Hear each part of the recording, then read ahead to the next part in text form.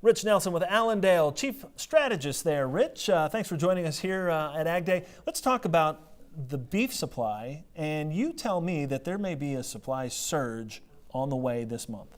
I think that's exactly right. Over the next few weeks, we will see this build up due to all those spring placements. Keep in mind, we're going to have a very well-supplied contra-seasonal supply issue going on in the beef industry here. In terms of weekly kills, we're going to go from, just 2 or 3 weeks ago, we're at 579,000 head.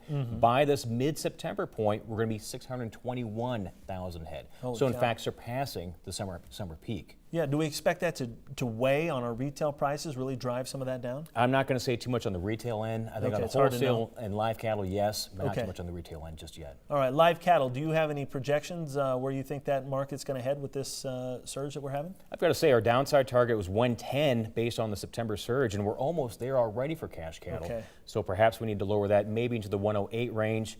In terms of the main interest for us right now on the feeder cattle end and calf end, trying to get those calf sales, I think we're going to have a challenging environment here for this year.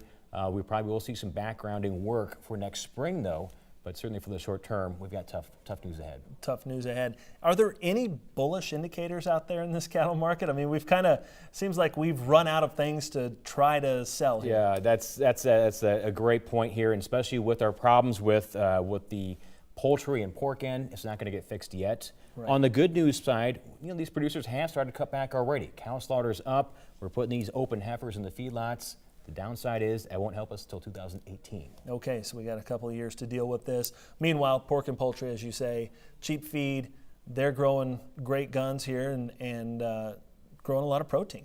That's right. These guys are in a moderate expansion right now as far as that. And we probably won't see them change that tune probably for another 3 months or so. These guys need to experience some losses before they generally cut back. So at this point in time, at least on the grain side, that's good news for us on the feed end. But on the livestock side, we still have some extra supplies for us.